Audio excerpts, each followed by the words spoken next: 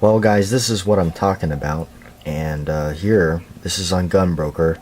You can see what we have is some Colt Python grips. Now, granted, they're in pretty good shape, but over here, let's look at the price.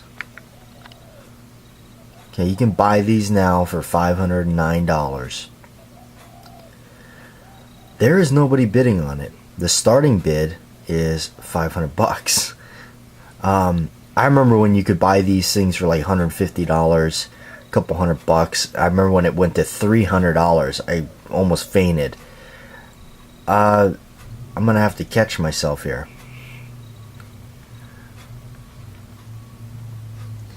For what you're paying for these grips, you could buy a whole gun.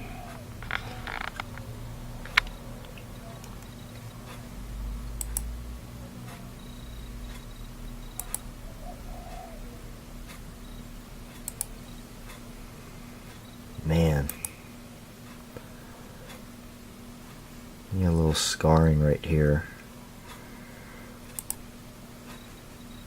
right there.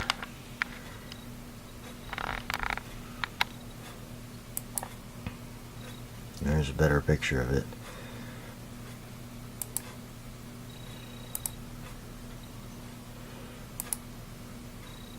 The medallions seem to be in still good shape. They're not turning yellow. Boy. Another set that I found, and these are going for $335. Buy it now, $289 starting.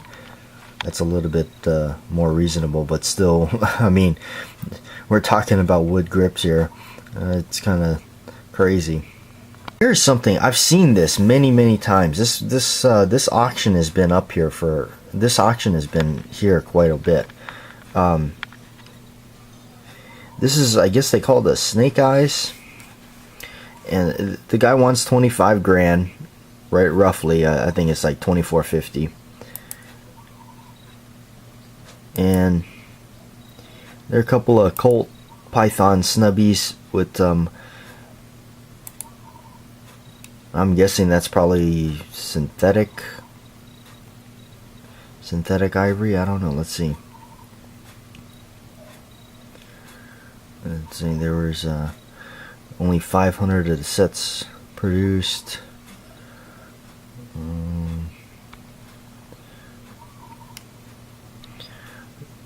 I always wonder what those grips are made out of. I don't see it here. I don't think they're saying anything about them. One is in bright stainless. I could be missing it here, just not seeing it, but just, man, look at that. Well, good morning. It is Friday morning, and guess what? We are getting ready to film the JW's radio. In fact, check this out. The radio is ready to go. We are getting ready to start filming. We have some cool stuff right here we're going to talk about. We're going to talk a little bit about the Beretta and a 1911, and we got some notes for the stuff, and we got some grips to talk about, because part of the JW's radio is talking about the latest videos that has happened on the Batjack JW channel between Saturday and this Saturday. So the videos, what have we done? I think we did 3 videos, so we're going to go ahead and talk about that, and let's get this started. And I will catch you right after this is done. Just got done with the JW's radio. It's Saturday morning. Cleaning things up here a little bit. I had my coffee. We talked about some guns. Talked about the Beretta. I guess you couldn't see it there. Of course, my 1911, the good old trusty 1911. My dad's gun, the Smith & Wesson Model 15 and whatnot, and my broken phone. It just broke this morning. I'm not a fancy guy. I got one of these old little flip phones right here. This thing is just it now just broke. This slide just kind of, so I'm dreading it because I don't want to buy a new one. So I'm gonna try to stick it out with this one. Maybe I'll put a rubber band around it or something. I don't know. I can't figure out how to use those new ones that everybody's got. I guess I'm old-fashioned. We had a large black coffee and not a lot of sugar in it, and I just came back to complain. Oh, we're not just gonna let you walk out of here, Smith, Wesson, and me. So, all right, let's get this cleaned up. Now, the thing I'm looking for, we'll move this table out of the way. By the way, this table is now where is the oil rags? This table right here is my grandpa's bedside table that he had when he was getting on in his years. This table is actually built to go and slide into a bed, so you can have, you know, breakfast in bed kind of a thing, or meals in bed. So that's what this table is. It's really cool. Of course, I just kind of draped this over it, but yeah. All right, so I gotta find there they are. They're over here, and I got these Copies #9 cleaning rags, or oil rags, I guess you could say. I got these from a giveaway, from the Gun Enthusiasts giveaway, and I've been using them, and I like them. I really do. In fact, what I'm gonna do is I'm gonna wipe these down first. These are really good oil rags, and anytime you handle your firearms, you always should wipe it down. And I must admit, once I don't know what happened. It's such a stupid mistake. I didn't wipe down this Colt 1911 once, and went back to the case and grabbed it, and it had some rust on it. And man, I tell you, I was so upset with myself for letting it get to that far. I usually always take care of it. It also kind of made me wonder about how durable the coating on that is, because obviously it's not very durable. But the Beretta usually don't need too much. I'll tell you guys too something that I do, and some people may find it goofy or whatever, but I use old socks to store these pistols, because the socks are cheap. Especially you know, I've used them, worn them, and then they kind of get all worn out, and they don't work anymore. I use them for pistol socks, because I remember going through and looking at how much one of those pistol sleeves were. I think they're like $20. I think I could have got them for 15. A friend of mine said I could order a bulk and get 15 of them or something like that, but I just couldn't. So anyway, what you do is you get some silicone spray right here. This is some stuff from Ace Hardware, I believe. Shake it up good. Take the sock, turn it inside out. I'm gonna do it right over here, so I don't slick up my floor and fall. I spray the sock on the inside with this silicone. Okay, because that's their selling point of those gun socks that they sell you for $20. They say it's impregnated with silicone to help the rest. Well, now this is. Then I take my oil rag and wipe down this gun really good, and then I always cock the hammer back and wipe the inside of the hammer too, and then.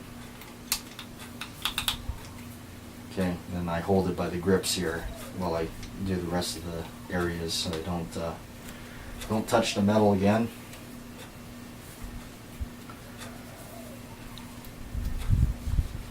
Get all in between there, inside the mag well a little bit. Okay, and then what I'm gonna do is, now I'll just put your gun right in here. Did I get all that? Put the gun right in there. swear one day the thing's gonna give out on me and things gonna hit the floor. So there I have it, right there. So that's how I store it, right like that. Pretty cool, pretty inexpensive. Looks kind of goofy, but it works. That is what the message on my book says. It's out for delivery in California, but it's been saying that since yesterday. So, but here it is, an update, August 12th, Friday here, 2:30. Maybe it'll turn around, not sure. Here's my email to this person stating that it's out for delivery in California when I live in Hawaii. This is kind of what they, here, let me back it up here.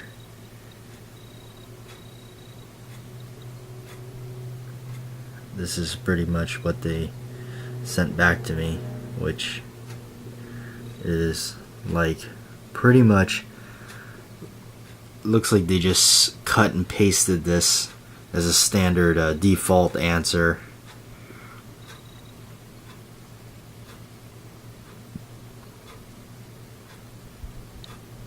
The 30th day after I placed. So that's the thing is crazy, is that's one thing of living out here in the islands. You always get this answer, 30 days.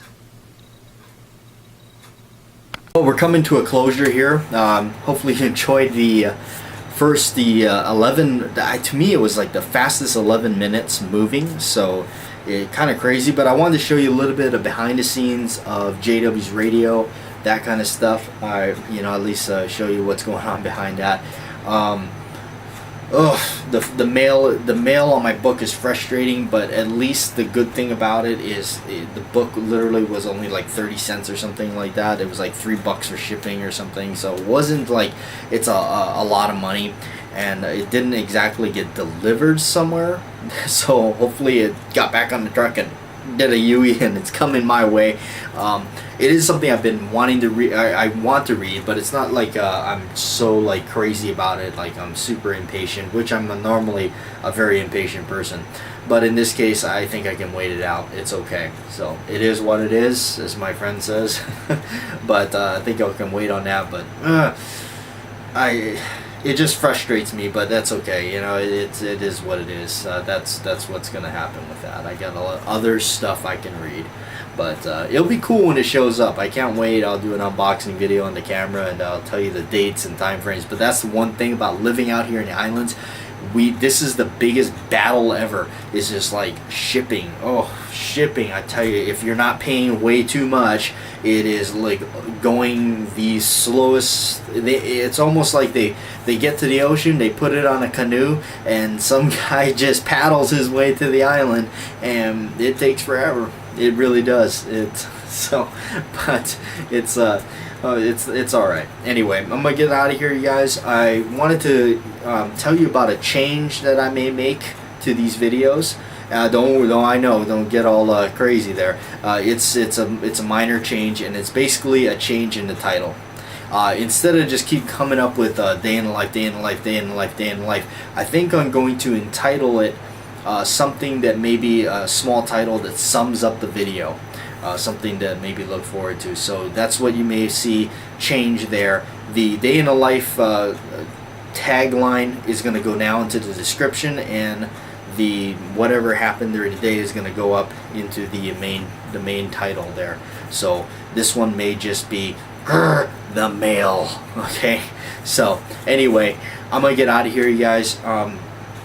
Before I go, I want to say something, and what that is you know what, life is really short, and you never know. One day you're here, one day you're not, and I've lost, even being as young as I am, I've lost friends over the times, and it's been tough. Anyway, you just never know. You really don't. It gets rough. So anyway, I'm gonna get out of here. Thanks for watching, you guys, and see you tomorrow.